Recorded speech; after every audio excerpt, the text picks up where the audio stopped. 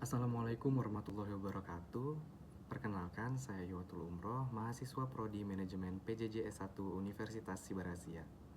Adapun video ini saya buat untuk memenuhi tugas ujian akhir semester mata kuliah Estetika Humanisme dengan dosen Ibu Adinda Arifia, SIKOM, MIKOM.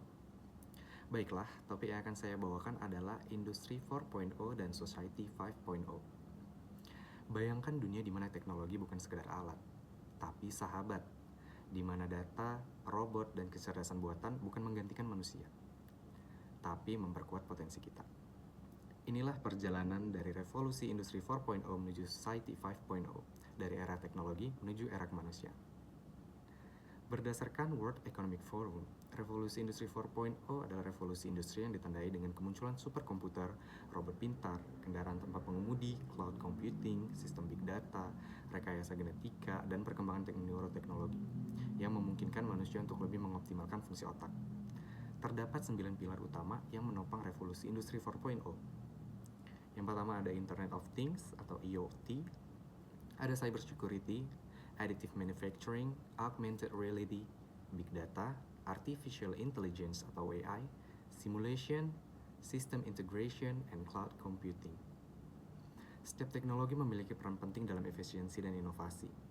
Semua saling terhubung, semua bergerak cepat, kita menyebutnya revolusi digital. Meski mendatangkan kemajuan, revolusi ini juga membawa tantangan. Pengangguran karena otomatisasi, kesenjangan sosial, hingga ketimpangan ekonomi. Dunia kerja pun berubah cepat dan menuntut adaptasi. Tapi, ada satu pertanyaan besar. Di mana posisi manusia dalam semua ini? Society 5.0 adalah jawaban dari pertanyaan itu. Konsep ini pertama kali diperkenalkan oleh negara Jepang, sebuah masyarakat berbasis teknologi namun berpusat pada manusia. Di era ini, teknologi bukan lagi tujuan, tapi alat untuk menyelesaikan masalah sosial, kemiskinan, kesenjangan, kesehatan, pendidikan dengan cara yang lebih cerdas dan adil. Semua yang kita lakukan dari belanja hingga belajar akan terkoneksi dan diolah menjadi kebijakan yang lebih bijak oleh mesin, tapi untuk manusia. Apa bedanya?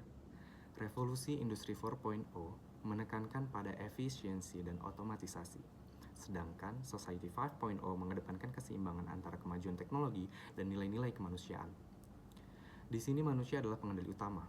Data bukan untuk eksploitasi, tapi untuk menciptakan well-being, kebahagiaan, dan kualitas hidup yang lebih baik. Untuk jadi bagian dari Society 5.0, kita perlu lebih sekedar pintar teknologi. Kita butuh 4 kemampuan utama. Yang pertama ada leadership, untuk menjadi penggerak perubahan. Yang kedua ada language skill, untuk terhubung secara global. Yang ketiga ada IT literasi, untuk memahami cara kerja dunia digital.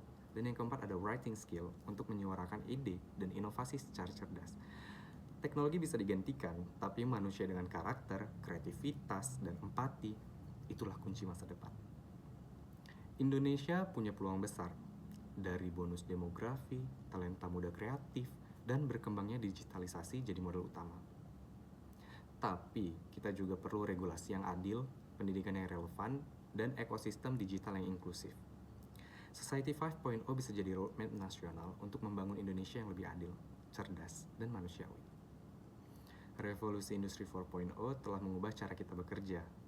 Society 5.0 akan mengubah cara kita hidup. Mari kita pastikan dalam dunia yang makin canggih ini, manusia tetap jadi pusatnya. Karena teknologi yang hebat adalah teknologi yang menguatkan hati, bukan hanya mesin. Masa depan bukan tentang robot menggantikan manusia, tapi tentang bagaimana manusia memimpin teknologi demi kehidupan yang lebih baik. Inilah estetika humanisme. Saya Ihwatul Umroh. Assalamualaikum warahmatullahi wabarakatuh.